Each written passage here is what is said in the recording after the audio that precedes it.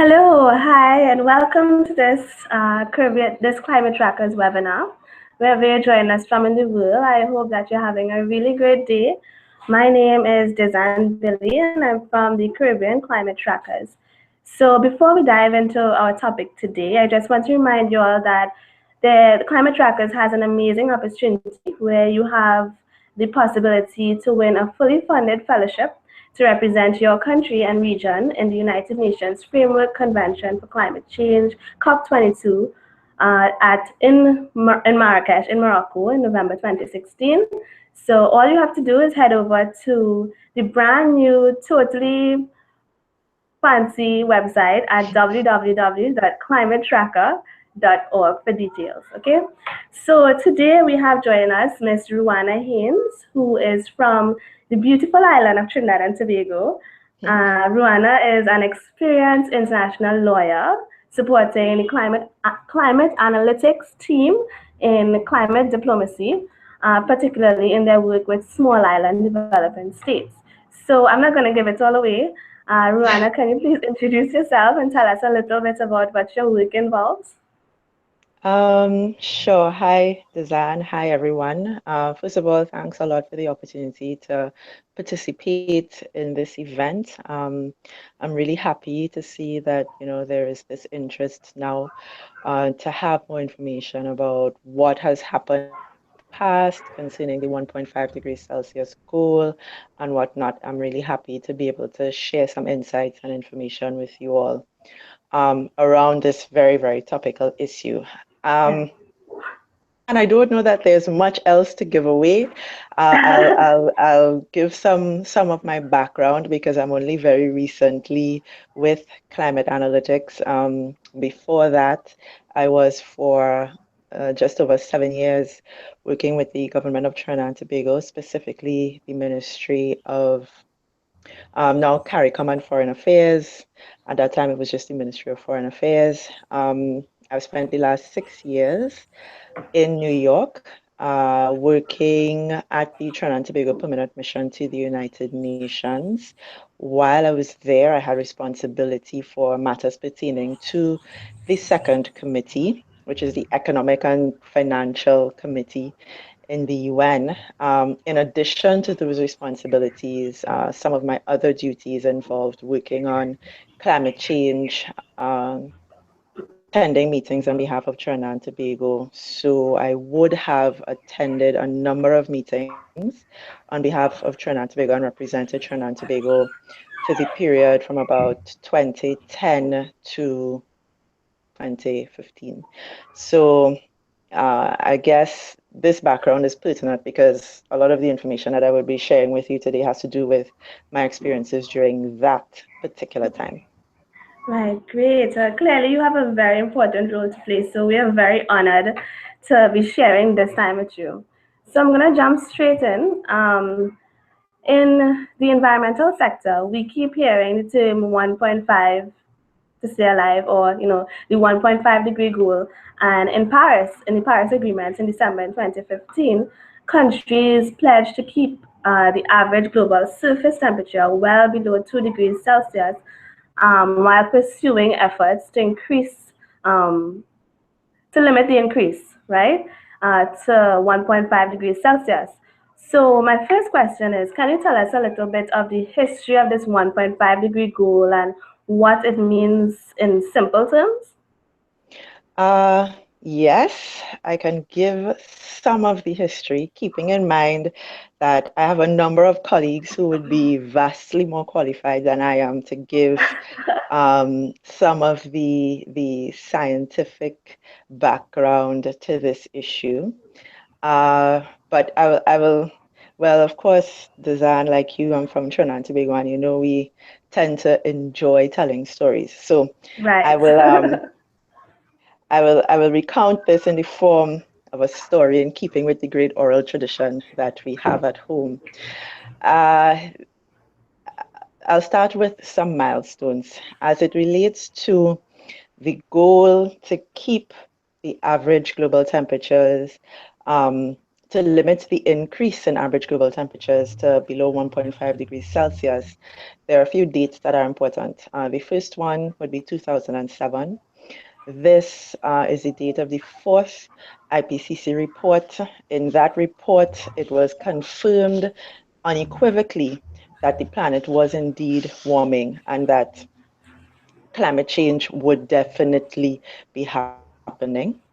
It was based on that report that a number of countries in the lead up to the Copenhagen conference in 2009 championed a below 1.5 degrees Celsius limit for the increase in average global temperatures, recognizing at the time and based even on the limited information that was available then, that increases above this point would be likely to put, ecosystems, livelihoods at risk, especially as it related to the implications for sea level rise, ocean acidification, etc.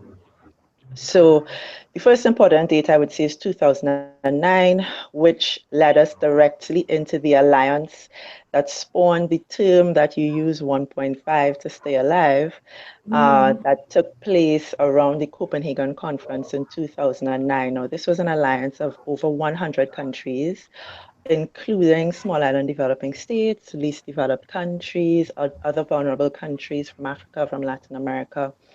All of these countries got together to support a 1.5 degrees Celsius limit, based on their understanding of the risks that would be involved with an increase in global temperatures above 2 degrees Celsius. Now, I have to say that at that time there were a lot of gaps in the scientific knowledge as it relates to comparing the impacts of climate change at 1.5 with a 1.5 degrees Celsius increase as opposed to a 2 degrees Celsius increase. And, you know, some of these gaps still remain. Our knowledge is not complete, but we have come a long way since then.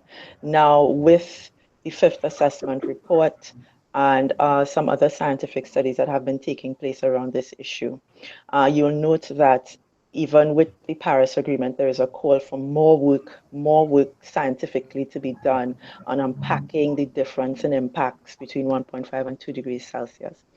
So, going back to the story, in Copenhagen, a political compromise was reached where, the agreement in the Copenhagen Accord was that we would limit the increase in average global temperatures to well below 2 degrees Celsius, with the possibility of reviewing this in light of, information pertaining to a possible 1.5 degrees Celsius limit.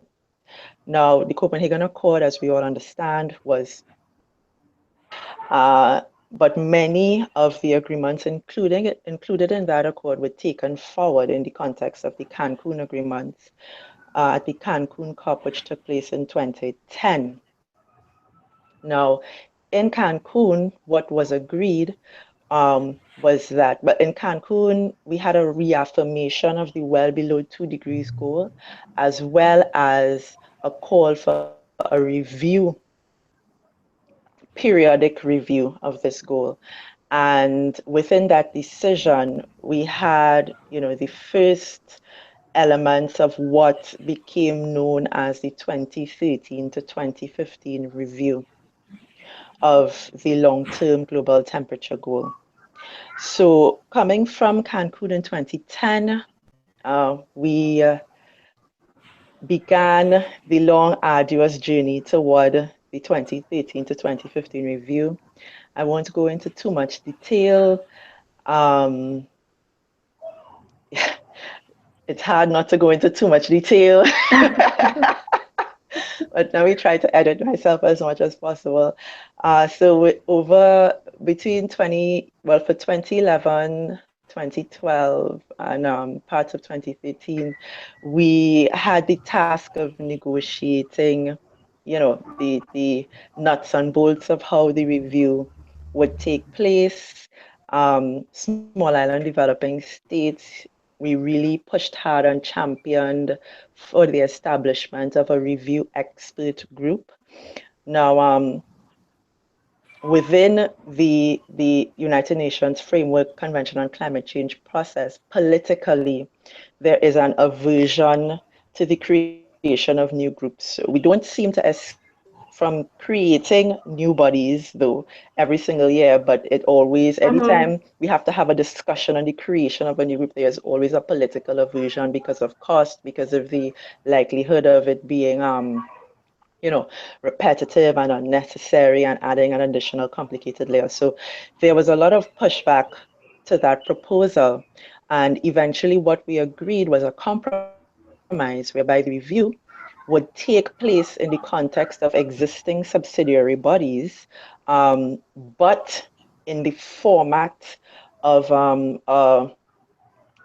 not not a new group, but a dialogue, which was a space for the first time, really tangibly, we had an environment where scientists as well as policymakers could sit down and have a really frank and in-depth discussion about issues pertaining to the science, specifically the fifth assessment report of the IPCC, which was recognized as the main input for the review. Of course, there were other inputs to be considered, regional inputs most importantly, as well as inputs from other recognized international bodies, etc. So we eventually made our way toward this compromise by the Doha conference in 2012. We had worked out the scope of the review. We had agreed that the review would be involved in looking at two main issues: the adequacy of the long term global temperature goal, as well as the progress made toward achieving it, looking at the commitments that had been made since, well, from 2010 up until the present time and before. So, why the review? I'm speaking a bit, I want to focus a little bit on the review Mm-hmm. because, I mean, you asked the question, what is this 1.5-degree goal and why? The 1.5-degree goal, I know its inclusion in the Paris Agreement blindsided a number of people because the political discourse up until that time had essentially focused on a 2-degree goal. This Yeah. 2-degree goal that a lot of people tend to misunderstand, and which, is framed in a manner that promotes misunderstanding because it is not a goal that we should strive for. But of course, the way it's framed, you could think that, okay, this is what we're aiming for. Actually, no, it's a goal that should be avoided. Yeah. Um, and I've often heard it lamented, why do we speak about these goals as if they are goals to be attained when actually they are really thresholds that should be avoided? In any event, it didn't come to pass just like that. After the major political moment in 2009 with Copenhagen, um, the call for the 1.5 degrees Celsius threshold, or below 1.5 degrees Celsius threshold, didn't just disappear. Yes, it was no longer one of the high level political issues, but it was kept alive through the review. And the review and the entire process that was set up around the review is one that is noteworthy because every 7 years or so, when we have an IPCC report, there's an agenda item where the report is to be discussed. Those discussions normally take place in a setting where, it's commonly understood that it will not see the light of day with ministers, etc. So it's normally at a very technical level. With the review, sort of a renewal of interest and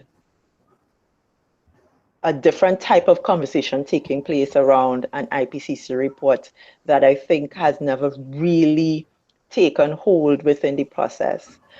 And it was through this process and the report and the outcome from this process that we were able, or we had something to hold on to then in order to reignite the 1.5 to stay alive, um,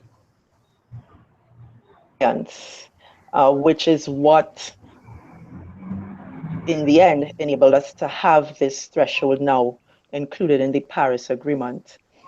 And the discourse has focused very much on looking at the impacts. We know now that with a 2-degree increase in average global temperatures, 100% of the world's coral reefs is going to disappear. This is something that had not, or really wasn't present in the literature beforehand.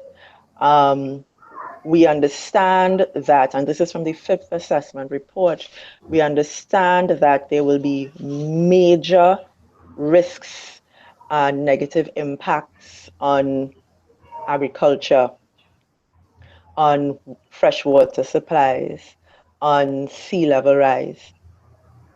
Increase at 2 degrees Celsius, which leads us to speculate, well, if this is what is going to happen at 2 degrees Celsius, if these risks translate from moderate to high, or maybe high at the global level, or moderate at the global level, and then high at the regional level, shouldn't we then be aiming for a safer threshold?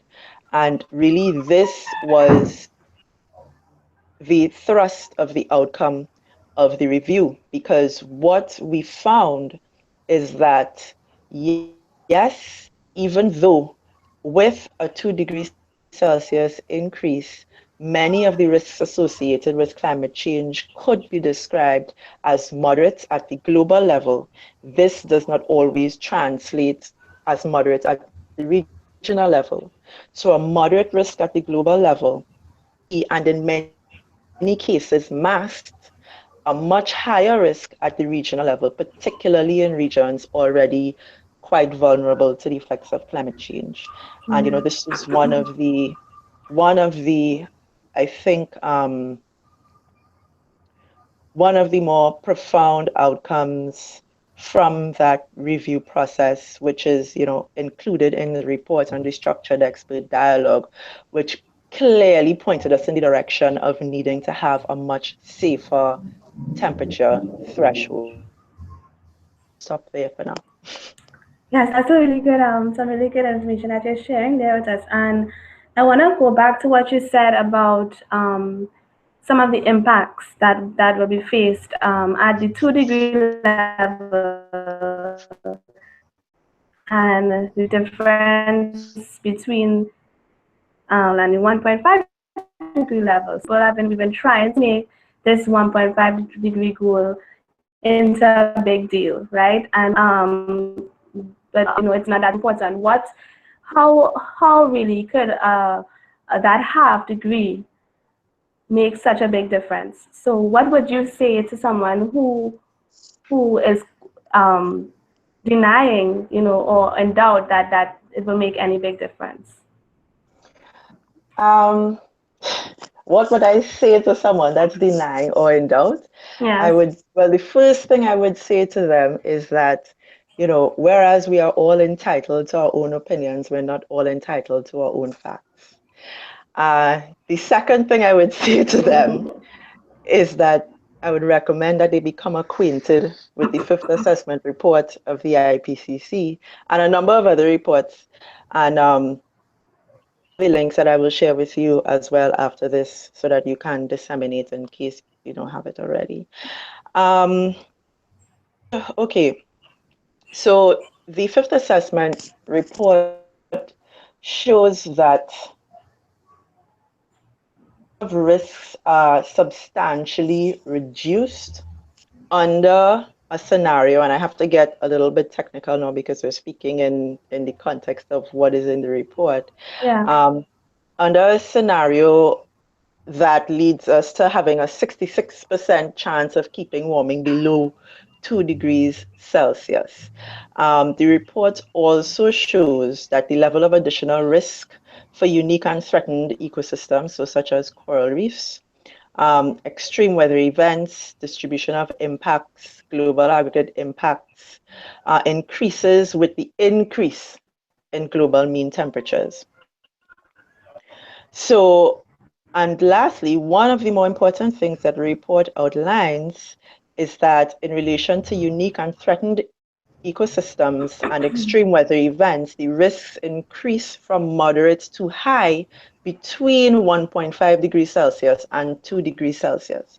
So there is very specifically outlined or highlighted this notion that there is a transition in how we measure the risks between 1.5 and 2. So there are some risks that are quite high with a 2-degree increase, which then become moderate at a 1.5 degrees Celsius increase. Right. And this transition from high to moderate, tangibly is going to be very, very significant for those populations where these effects will be felt. It's going to be the difference between being able to adapt and not being able to adapt. It's going to mean the difference between being able to maintain or remain in your homeland or having to leave. It's going to be quite a large difference when we look at that transition from high to moderate levels of risk. Right. And these effects are being felt, at a greater level in small island developing states. And heat waves, for instance, it's projected that heat waves will last longer, and as temperature increases, everything is just going to become a much more dire situation for us here. And I was reading an article recently that stated that each month of this year has been recorded as the Hottest month ever. the hottest month. Yes, it was the hottest January, the hottest February, and it's amazing, So, but in spite of all that information, you still have some governments or some entities, I should say, that are fighting that's fighting down this 1.5-degree goal.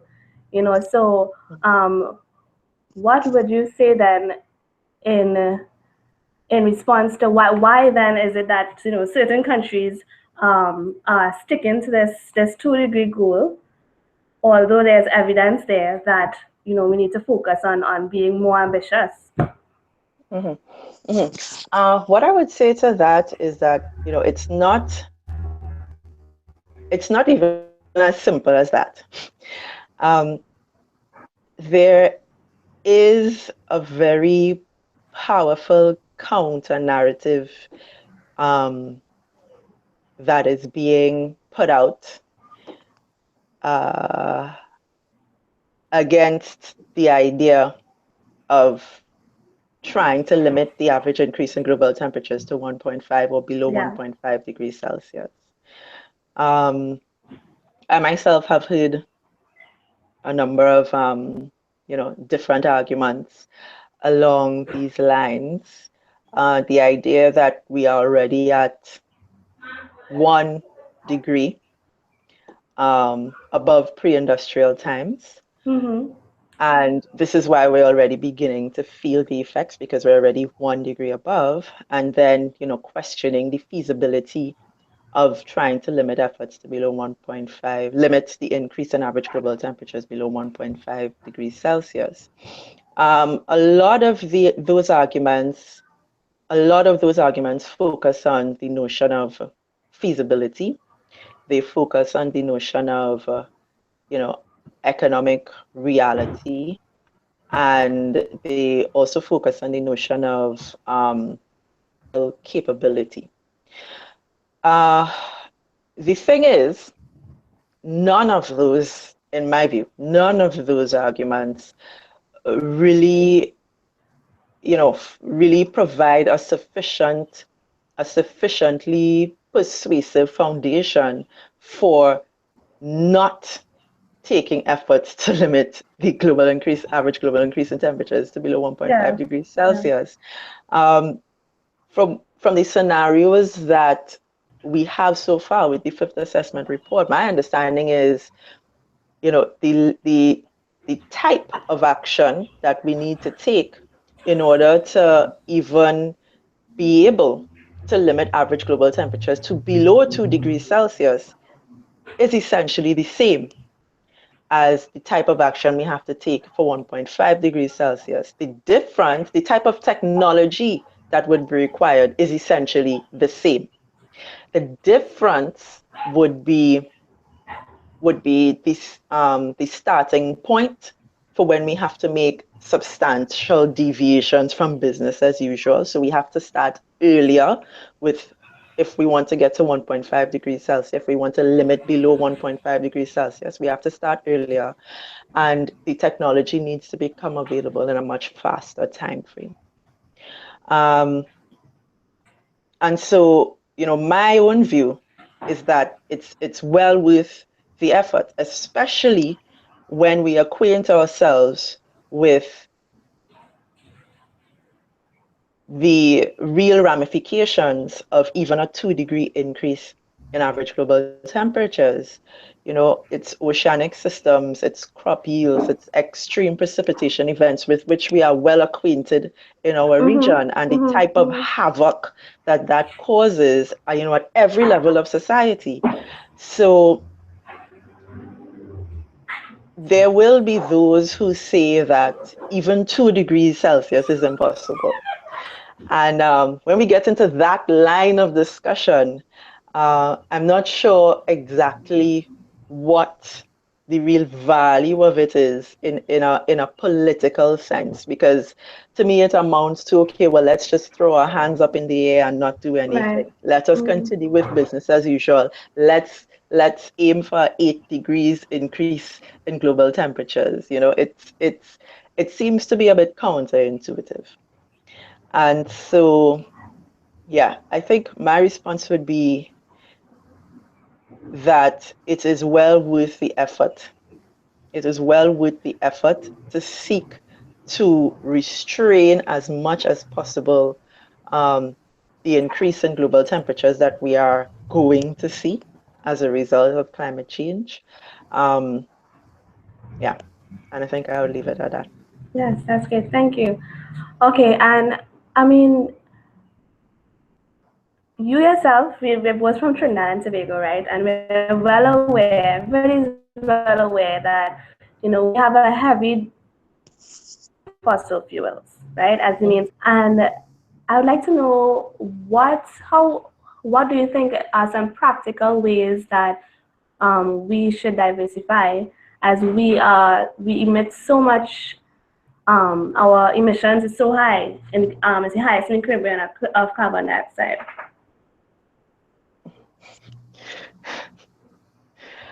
Ah, Design, what kind of question is that? um, First of all, let me start with some caveats. I am not an economist. Yes. Second of all, in terms of diversification away from fossil fuels, there are a number of different avenues uh, and policy options that I think the government should be contemplating at this time, given the reality that the oil and natural gas industry in Trinidad and Tobago may never recover from the slump that it is in at Yeah. present, in the light of global circumstances which are not projected to change anytime soon. And so diversification really is a question of, at this point, I should think, necessity rather than choice. So the question would really be, what is the plan? Because it cannot just be a matter of trying to replace the lost income from the oil and gas industry. There has to be a holistic plan in place because it wouldn't make sense to move from one finite resource to another. Um, Something would need to be done in the context of overall sustainable development. Um, I don't know that I can say anything more than that because I said there are a number of options that would be available, but that would have to be considered in the context of a holistic plan, in the context of a gradual phase out of reliance and dependence, and also in the context of looking at how we can begin to change the energy mix bit by bit in order to achieve, the set objectives. So it's not something that can be contemplated on an overnight basis. Um, However, in terms of even medium-term planning, I think these are factors that necessarily, well, must be taken into account. Understand the energy outlook for the next couple of years, you know, it's not going to change from what we have now with the current price of oil. It's not going to change by much. If it does start to go up, we're still looking at least 2 or 3 years with the present prices. So So these, basically, yeah. the time to start was a long time ago, Well, I right? mean, that also can be said, Yeah. um, but I'm not going to say it. Uh, and Yeah, even so, it's not an overnight exercise. It is not an Right. overnight exercise. Right.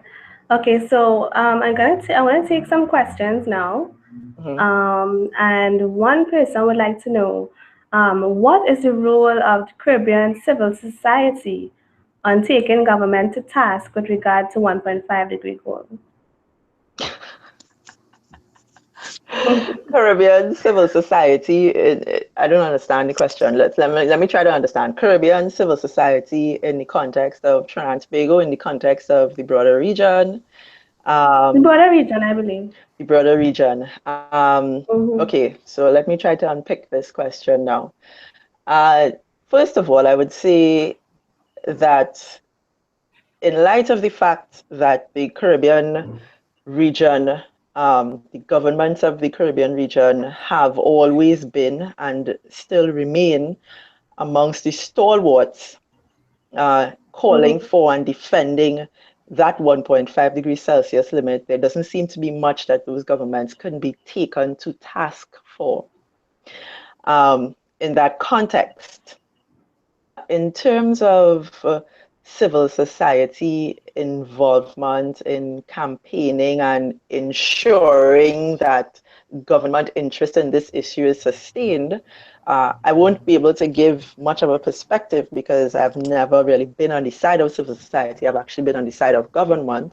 But from government perspective, at least my experience at the time was that civil society involvement has never really been sustained.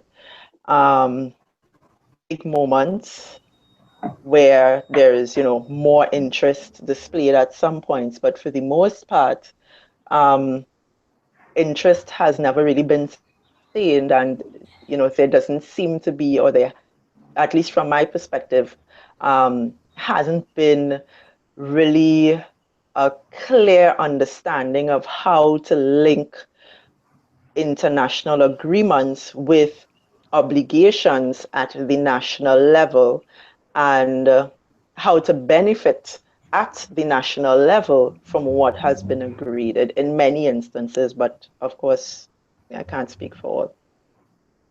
Okay, so would you agree then that perhaps there's a lot of work that needs to be done in terms of informing, society about climate change in general and informing people about what is going on at the international level? Because at most times, it seems like such a foreign thing And when you start talking about the UN and the different processes, people get lost. So, would you agree then that there's a very important role for, let's say, climate journalists in getting climate change and the process in mainstream society? Yeah, I would definitely agree. And I mean, Yeah. it goes beyond climate, it goes beyond Yeah. climate. For some very small countries, whose livelihoods are really very connected to events that take place at the international level. I mean, sometimes we display, a shocking amount of absolute disinterest and insularity as it pertains to matters of global importance, especially something as critical as climate change. That being said, I think there is definitely a lot more work to be done in terms of sensitizing the general public Hmm. about not just the processes, but making it tangible Yeah. so that people understand what are the implications for them Hmm. individually for what has been agreed, because in the context of the international discussions and negotiations, there is a renewed focus now on national circumstances, and the need to take national circumstances into account, and also the need to I don't know, put it, act globally but think nationally, think locally. So, Hmm. there has been a renewed focus on these things now, and they need to start trickling back down in a sustained manner so that people understand exactly what's in it for them. Okay, and one more question I have is with regards to small island states and the perception of small island states at such like international meetings, right? Mhm. In your experience, has would you say that difference now than there were to the perception of small island development states and what they can do and what they have to bring to the table at these meetings? Difference in perception, in what sense? In the sense that do you think small island states then have a greater clout now in negotiations than before? Is it the same? Small islands developing states have always had a particular role to play in the context of these negotiations under the Framework Convention on Climate Change. We've been often referred to as the conscience of the entire system. Mm-hmm. Uh, we have usually been those parties who ensure that even in the context of this big political machinery, where, you know, geopolitical realities sort of come into play, um, that the science also remains. And we've been defenders of the science in the process and ensuring that whatever else is agreed, Mm-hmm. whatever else is agreed, maybe on the basis of political expediency and what's not, there is always the idea that we still have to check it against, the principle of environmental integrity, for example, and what the science is telling us is actually necessary. Has this role changed? No. Is there increased pressure on us now? Yes.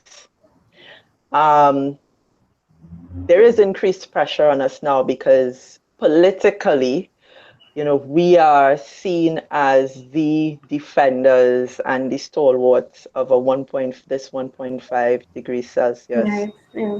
temperature threshold. And There has been a call for more scientific work to be done around the impacts at 1.5 as opposed to 2 degrees Celsius. There's a special report that will be produced on this. And in order for this to be achieved, now we need an actual pathway. We need an actual action plan, which, yes, scientists have to come up with, but this is also going to be rigorously tested against what governments feel is actually possible. And so to some extent, even now, there's a lot of political pressure to sort of fully outline how we get to this 1.5 degrees Celsius SIDS vision or Right. vision by vulnerable countries, and to justify it. To justify it. So there is more pressure, yes, but I think we're in a good position to rise to the challenge from what I have seen, from what I understand. Oh, that's some really good news. Thank you. So focusing on or have been focusing on the 1.5-degree goal as a rising topic over the past few weeks, and your information, I'm sure, has been very helpful in clarifying some things. At least for me, it has been very enlightening. So, Rueanna, I'd like to thank you so much for your time and for sharing the information on the 1.5-degree goal, sharing your experience with us. It's truly inspirational to see a young woman from the Caribbean islands, being such a great climate influence on the international scale. So, we really want to thank you for that. And are there any closing comments that you'd like to leave with our viewers? Closing comments. Important. Um, Facts are important. Excellent. And right now I think globally we're at a point where everything is seen as somehow relative, and everything is subject to spin. But at least as it relates to this issue, I mean, the point we're at now, where we have this 1.5 degrees reference in the context of a internationally legally binding treaty, is one that in 2009, many would have dismissed as being completely impossible.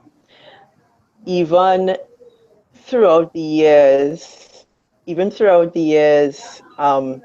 negotiating the modalities for the review, even in the context of the discussions on the review itself, um, I'm sure that many negotiators in the process never truly believed that we would see this day. And it's testimony to the fact that if something is truly, truly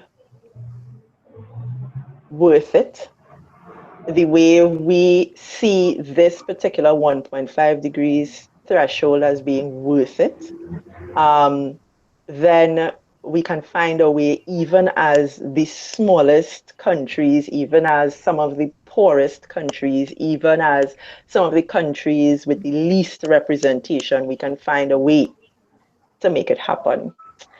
And so I think I would leave you guys with those words.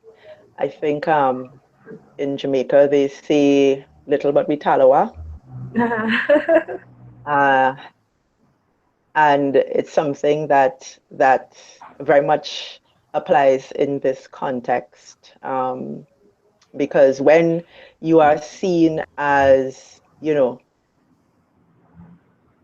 a source of legitimacy at the international level, that is worth more than anything. It's worth more than anything. And it's what allowed us to be able to make the alliances that we made in order to make this a reality. So there is some hope. Let's see. Yes, we just need to keep pushing, right? Yeah. Thank you very much, Ruanna, and to the trackers in the Caribbean. You too, can shine the light on climate change issues being faced in the Caribbean, and I hope that this has given you some inspiration to write about the issues that we're facing here in the Caribbean, and share it with the world because that's the only way that we can put our voice out there. So, and the Share it with climate the world and share it with your governments. Yes, yes. Share it That's with your governments, please. yes, that's the only way that any change can really happen. So please remember to go to climatetracker.org and get involved in the great opportunities that are available to you. And also remember to to search for Caribbean Climate Trackers on Facebook and join us. So thank you, Anna. Thank you, everyone, and have a good day. Bye Bye. bye. You're welcome.